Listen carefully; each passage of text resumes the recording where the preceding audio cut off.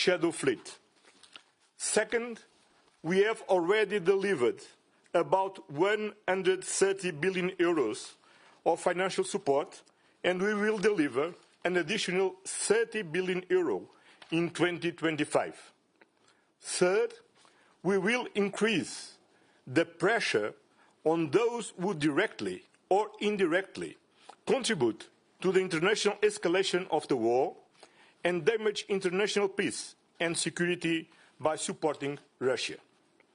Finally, Ursula and I will continue to explore ways and means to increase the support to Ukraine.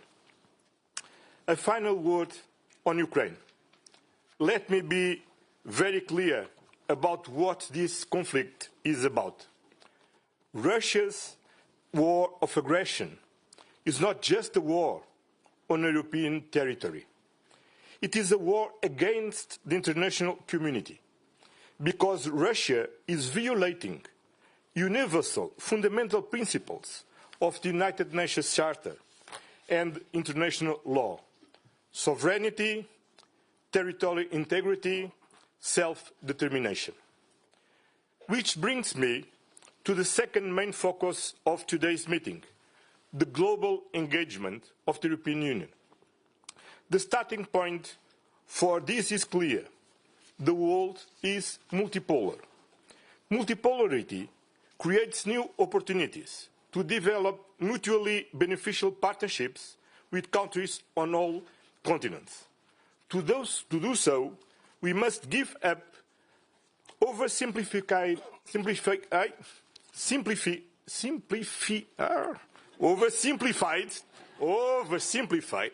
concepts like Global South and acknowledge that both the South and the North are in fact plural. That means the European Union needs to strengthen its relationships with third countries around the world based on shared priorities, such as reforming multilateral organizations, protecting our international law, fighting climate change, preserving the oceans, or reducing poverty. We also discussed our relations with the United States of America. They remain one of our closest partners. And the message is clear. The European Union is committed to continue working with the United States pragmatically to strengthen transatlantic ties. The United Kingdom is another very strategic partner. There is a new positive energy in the European Union and the United Kingdom relations, which we should explore further. That's why I went to London very early in my term, and why I invited Prime Minister Keir Starmer to attend the upcoming informal leaders' retreat on defence on the 3rd of February. The European Council also discussed the Middle East, especially Syria. On Syria, we have agreed on the main principles and objectives of our approach in response to the fall of Assad regime and to ensure a peaceful and inclusive transition. Preserve Syria's territorial integrity, ensure respect for human rights, including women's rights, protect religious and ethnic minorities. The European Union is already engaging with actors on the ground, the new authorities, and other regional actors. It is delivering much-needed humanitarian assistance inside Syria, and the European Union will increase its diplomatic presence in Damascus. Finally, a word on what is to come. We will hold an informal retreat on defence on the 3rd of February. Today, we did not discuss economic issues, but they are fundamental for the lives of European citizens. I have therefore informed leaders that the March meeting of the European Council will have a strong focus on competitiveness, prosperity, trade and jobs. With this, I pass the floor to Ursula. Thank you very much, Antonio, and congratulations on hosting your very first European Council. We had excellent discussions focusing, as you said, first of all, on Ukraine. And we know that 2025 is going to be a decisive year. It will be 3 years since the start of Russia's invasion. Putin is redoubling efforts to make gains, so bolstering Ukraine right now is both a moral and a strategic imperative for us. The world is watching how we sustain our support to Ukraine, and just like the brave Ukrainian resistance, we will be steadfast. So we need to make sure that Ukraine prevails. And as you said, we have to put Ukraine in a position of strength. Looking back, Europe has so far provided Ukraine with almost 130 billion euros. We have secured economic and financial stability until the end of 2025. That's good news. And with the Ukraine facility and our G7 loan, we're even covering most of Ukraine's financing gap for 2025. This is a major achievement, and it will also allow Ukraine to have more fiscal space to purchase the much-needed military equipment. One of the most immediate challenges is the energy system.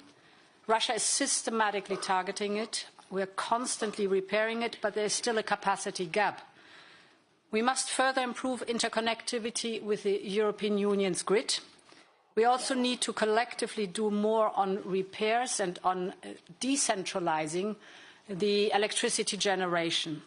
For us, the goal is that in these darkest days of the year, we must keep the lights on in Ukraine. And in parallel, we continue to accompany Ukraine on its path of accession to our Union.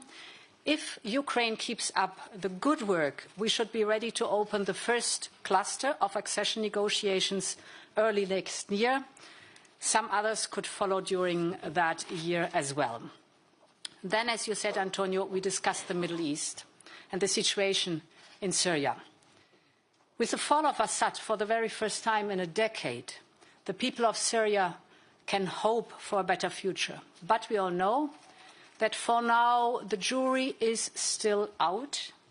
It is too early to say whether the new leadership will be able to deliver what they promise, whether the territorial integrity will be preserved, national unity will be preserved, and minorities will be protected.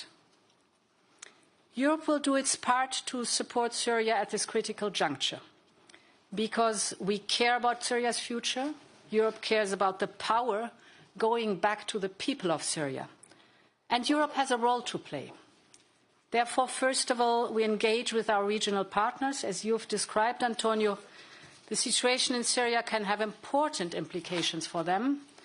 This week I was in Jordan to meet King Abdullah following the Aqaba meeting in Amman.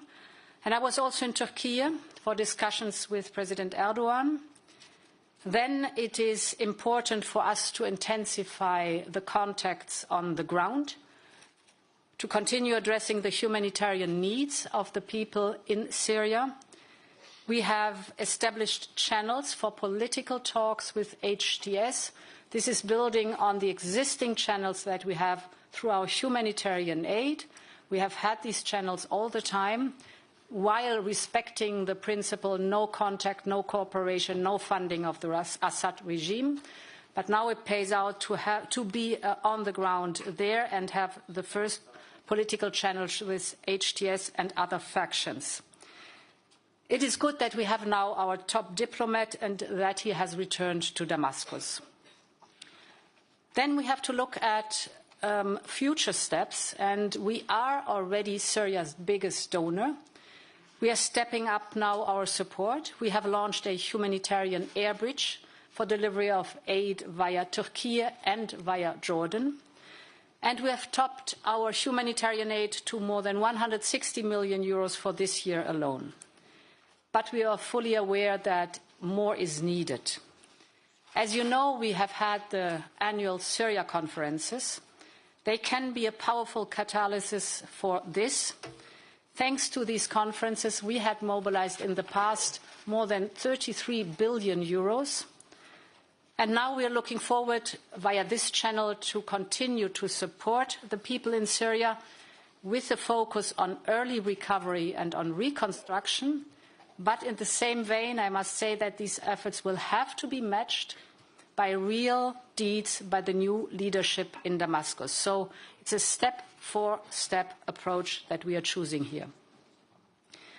We also discussed the issue of Syrians returning home. The situation on the ground remains very volatile. We're working very closely with the UNHCR. It is good that the UNHCR has access in the whole country of Syria. And one thing is very clear.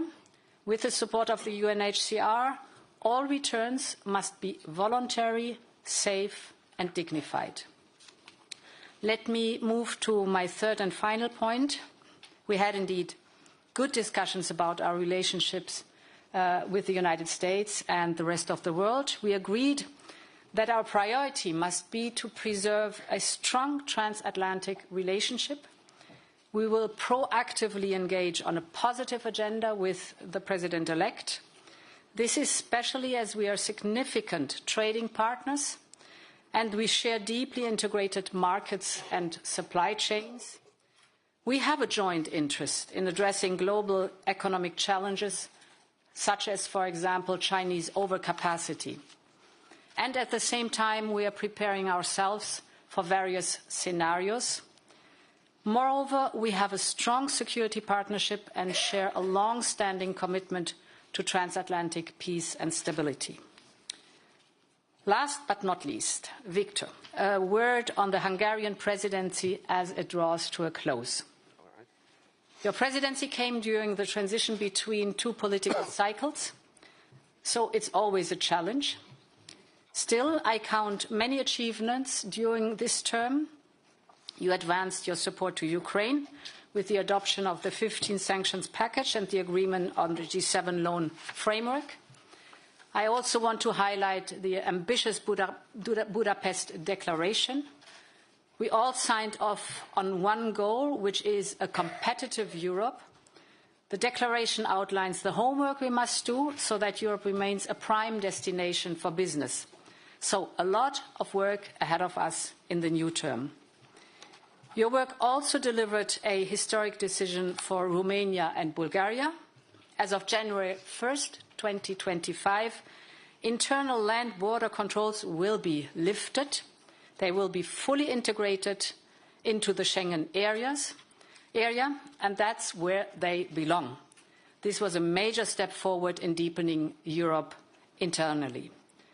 But your presidency also expanded Europe externally. This week you reached milestones on the accession path of Montenegro, Albania and Serbia, and finally you organized a very successful European Political Community Summit in early November. These are important achievements, so thank you for your efforts during the presidency. Thank you very much. Am I supposed to? Please, Prime Minister. Jó estét kívánok! A very good evening to everyone. I will speak Hungarian if you don't mind. So the reason why I'm here is because Hungary was in the chair of the presidency of the European Union in the past 6 months. First off, thanks to Ursula von der Leyen and to the Commission for a very good cooperation. We managed to put aside all political disagreements in order to be able to work on important issues. Thank you to Antonio Costa, although obviously for most of the time it was Charles Michel who was chairing our meetings, and he deserves thanks as well because he did a lot in order to achieve success. Now, where did we start our presidency and where are we now? we're faced with security issues. We have a war in Ukraine, in the Middle East, and in Africa. And we have a constant threat of escalation, illegal migration, and consequences were threatening the Schengen area. Our economic numbers are showing us that we're losing competitiveness across Europe and we're lagging behind our most important competitors. And in the meanwhile, all the other global players have very strategic ideas. Some want to come back and be big again, and others want to be even bigger again. So we thought we should be a political presidency. Well, actually, there are two options. You either have a political presidency or a bureaucratic one. Now, if it's a bureaucratic one, then obviously you just roll on the existing processes and keep things going. Now, if you want to have a political presidency, then you make political decisions. I was lucky. This is not my first presidency, so I know the ropes around these issues, and I know the two options. I already had the experience of being leading a presidency more than 11 years ago. So now I made the conscious choice of having a political presidency, and I had a very strong and able team to help me. Now, the most important political question is Ukraine. Here, I had no room for maneuver because within the European Union, you don't have consensus. And if you don't have consensus, then you cannot do anything in the name of the European Council. So whatever I did in connection with the war, I had to do it apart and not within the European Union. It was a bilateral diplomacy that I had to use. As we speak, there is a proposal for a ceasefire that I achieved, not within the European context. Now, moving on to competitiveness. As Madame von der Leyen said, we are at a historic crossroads because we want to simplify things. We want to have energy that's affordable. We want to support SMEs. And we have clear deadlines for these tasks. And it is the European Council that should move these things forward. Well, this is where we're at the moment. Now, to those who are interested in technical issues, we have a document where you can see everything in detail. Now, this is just one page. There are 50 odd number of things that we have to do in order to become more competitive. That was just one page. So you can clearly see that we're looking at a very complicated and difficult task ahead of us. Now, another important point in our presidency was to have a conversation between ministers to talk about the future of Europe at the conference of. Now, as a next step, we move towards the Western Balkan. We talked to Albania. We had 3 intergovernmental meetings, and now we're almost at the level of being able to organize a similar event with Serbia, and this is a novelty in the past 2.5 years. Now, as the President of the Commission said, we made a decision about the Schengen partnership of Bulgaria and Romania. This has been on the agenda for the past 13 years. And it has not become a reality because there were always a group of countries that were blocking it. We were talking over a period of our presidency and trying to convince those countries that were blocking this decision and convince them that these two countries should get what they duly deserve, i.e. membership in the Schengen zone.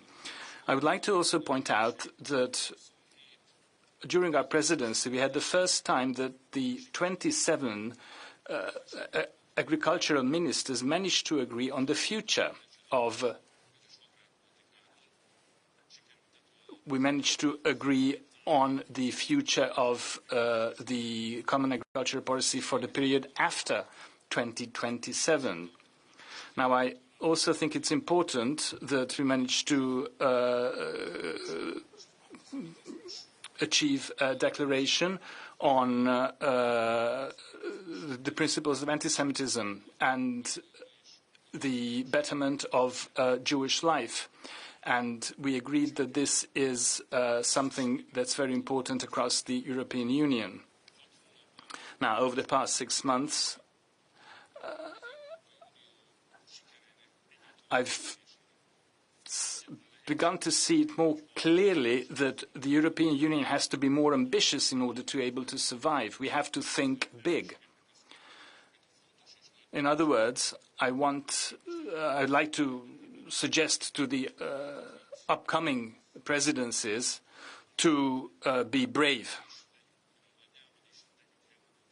Well, this was our slogan for our presidency: "Make Europe great again." This is our only chance. Thank you. Thank you very much. I'll take the question from Olivier. Bonsoir, je vais poser ma question en français, si vous permettez. I'd like to put a question in French. I'm from Agence France Presse over here. A question to the President of the European Council and the European Commission first. President Zelensky spent 2 days in Brussels to try to convince the Europeans to provide strong, tangible help, assistance. He went to NATO, and then he came to the European Union, and then he met with us in a press conference to explain that support simply from the Europeans, merely from the Europeans, wouldn't be enough. We also had to have cooperation, coordination with the USA. Donald Trump had to be part of the loop, if I can say that. What does the EU think about its place in the world, its autonomy, its capacity to act? Was this not noting weakness on the side of the Europeans, those who are speaking of peace and those who are talking about Ukraine winning the war? And a question for Mr. Orban, if possible. You are defending peace. You are a defensor of peace. Would you be prepared to send Hungarian troops to enforce a possible ceasefire? C'est à moi? Oui. Eh bien, on a eu une participation. President Zelensky took part in the European Council. It was very important. We had the opportunity to have an extensive debate. All members spoke. And I think President Zelensky brought with him strength of the European Union. And this was very clear. We committed to developing our efforts to increase step by step our support to Ukraine. And this is not competing assistance, competing with anybody else, but the transatlantic alliance has existed for decades and has been a genuine success. It dates from the Cold War. It was very important after the Cold War, and it is still and will remain very important. But we do not determine our position based on the position of others. Whatever happens, we will support Ukraine, just as we have supported it since the 24th of February 2022. Whatever happens next, it was very clear today from the meeting that there's a strong support by our member states towards Ukraine and from the European Union as one towards Ukraine. We are entering now the third year of Russia's brutal war of aggression in Ukraine. And it was discussed that basically it is interesting to see that Putin has struggled to define what could be a success for him. On the contrary, you see that he does not meet his strategic goals. For example, we discussed the fact that NATO, that was one of his main points, that he wanted to avoid a presence and the strengthening of NATO. The opposite has happened. NATO is stronger today with 2 more members. It was clear that today Ukraine has a fortified, strong army with an industrial base that is amazingly delivering at speed and with modern equipment for Ukraine. If we look at our common cooperation with our friends and partners and allies, the United States, so that if you look at the military equipment, around 40% have been provided by the United States and 47% by the European Union. So there's also a good balance in the work that has been done by all of us in the last 3 years.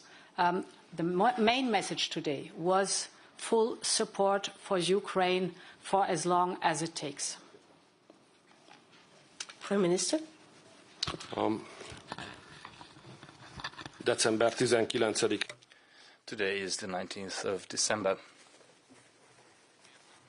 And I understand that everyone would like to have a long-lasting and good solution, peace, long-lasting peace, and everybody is thinking along the lines of great geopolitical solutions.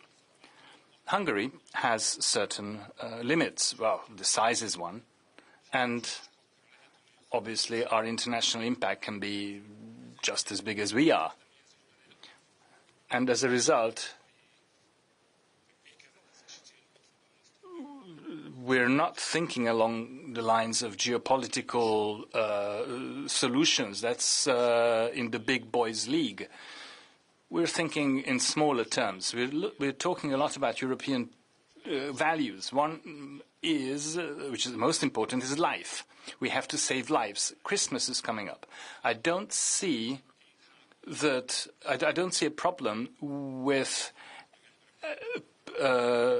saving lives on the front line, at least during the 3 days of the Orthodox Christmas. I don't think that the two sides could not agree to swap 700 war prisoners.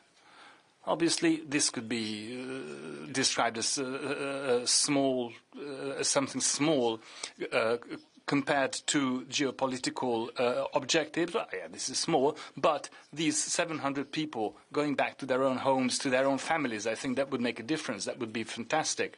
So this is where we're trying, Hungary as a small country, to achieve something in this respect. Now, the US.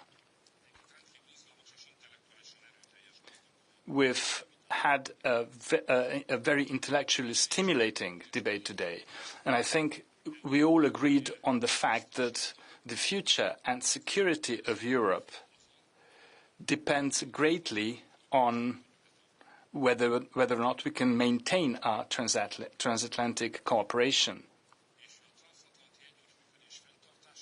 And maintaining this cooperation means that the two pillars work together, that is, Europe and the States.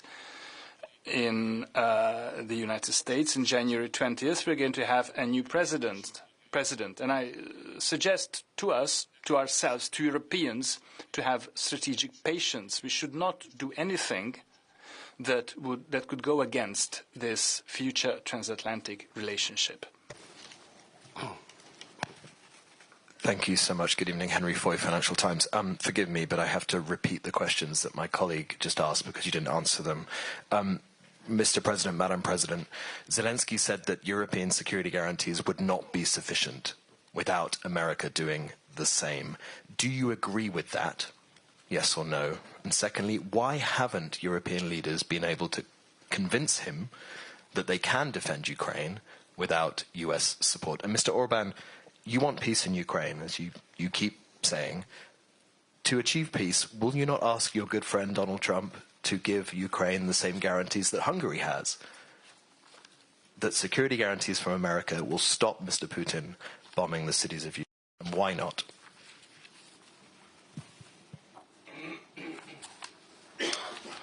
President?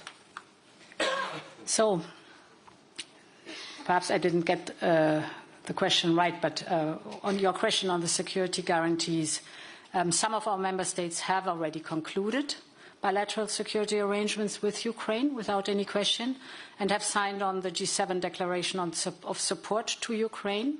That's good. Of course, we also need to know more regarding the plans of the next US administration. At the European Union's level, we will continue to support, as we've said, the Ukrainian armed forces. As you know, 50 billion euros in military support and training of 65,000 soldiers as part of a EU mission.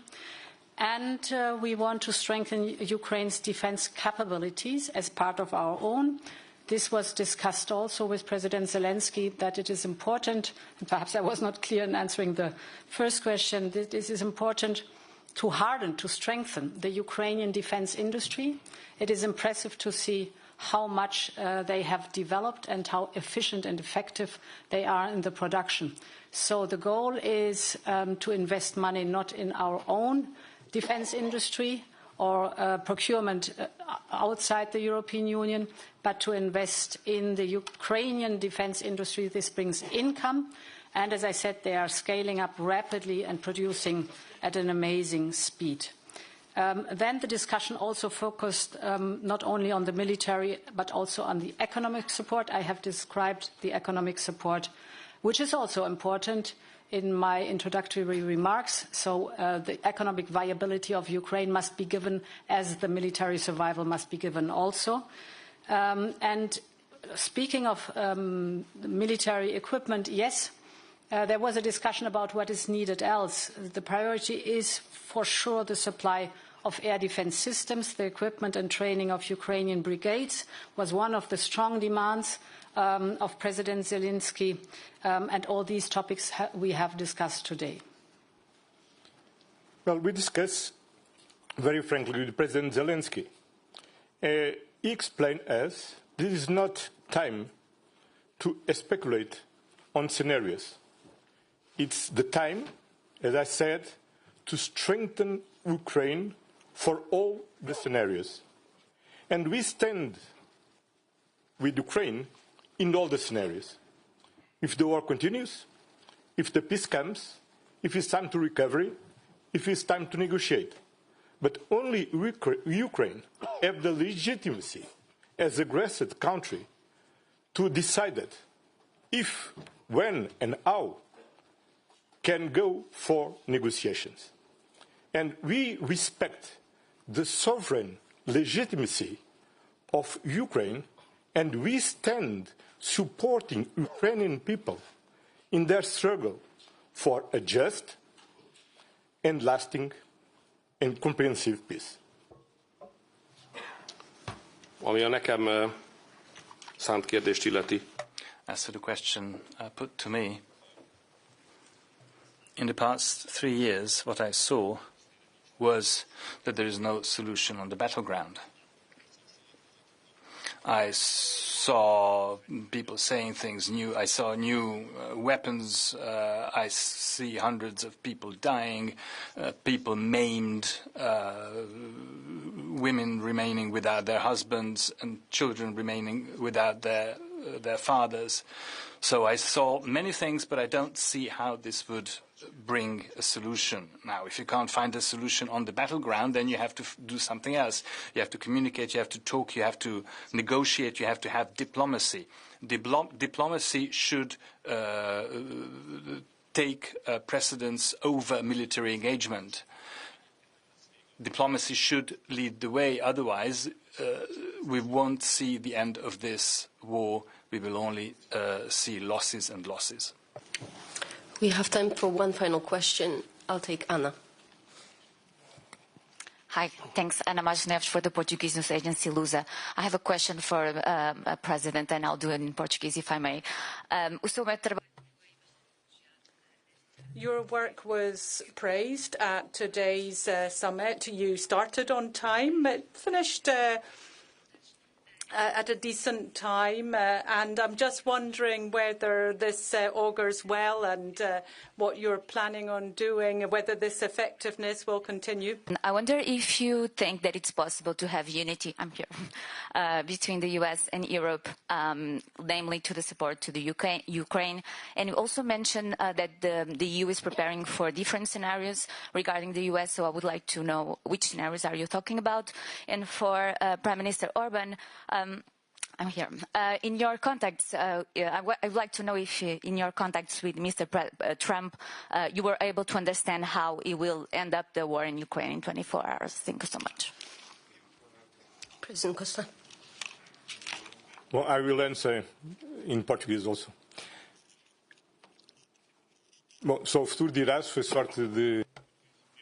I don't know whether it was beginner's luck, but I would like to take this opportunity to thank all the members of the European Council. It wouldn't have been possible without that.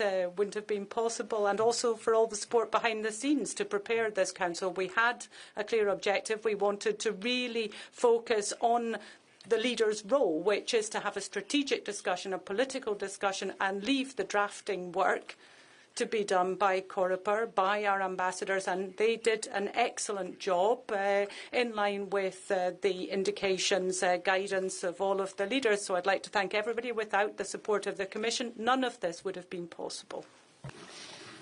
So we have discussed the necessities and the different scenarios that are needed to put Ukraine in a position of strength, as we've done over the last almost 3 years now. We should not forget that when the war began, in what a difficult situation Ukraine was and how much we have achieved together. What I want to emphasize also is we just heard the Prime Minister Orban speaking about military engagement. I would insist that we have to add this is not only a military engagement, this is a full-blown war unleashed by Russia against Ukraine. And if Russia stops fighting, there is immediate peace. Prime Minister. Just to answer to your question, to be very clear, I don't have any mandate to speak about the intention of other leaders. So recently, in the last 2 weeks, I had a personal meeting with Donald Trump, yes. I had a long conversation by phone with the President of Russia, Putin. And I just recently met the President of Turkey, Erdogan. And of course, everybody has something in their mind, no question of that. But it's not my mandate to speak about. What I can speak about is only my intentions. So, sorry, I can't say more on that. That's it for tonight. Thank you very much, and happy holidays. Merry Christmas.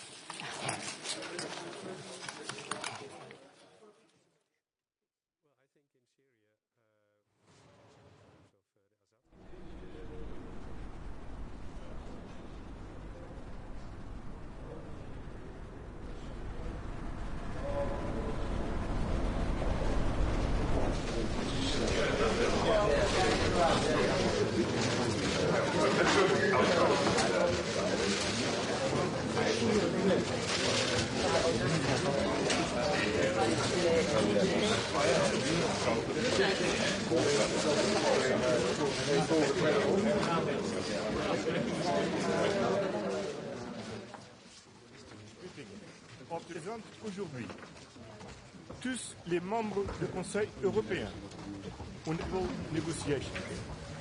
So now is not the time to keep sanctions package against Russia. We approve today's meeting the global engagement of the European Union. The starting point For this is clear. The world is multipolar. Multipolarity creates new opportunities like global south and a knowledge that both the south and the north are in fact plural. The upcoming informal leaders retreat on defense on the 3rd of February. Religious and ethnic minorities.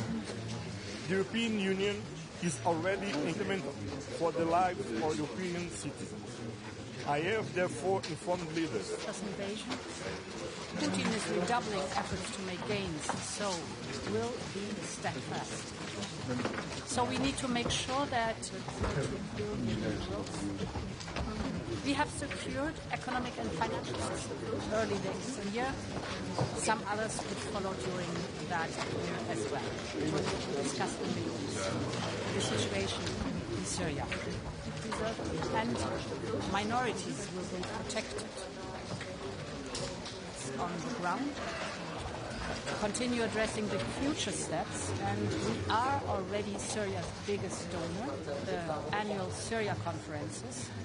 They can be a powerful catalysis to have access in the whole country of Syria. Háború van Ukrajnában, Közel-Keleten, Afrikában, és az eszkaláció veszélye pedig álló.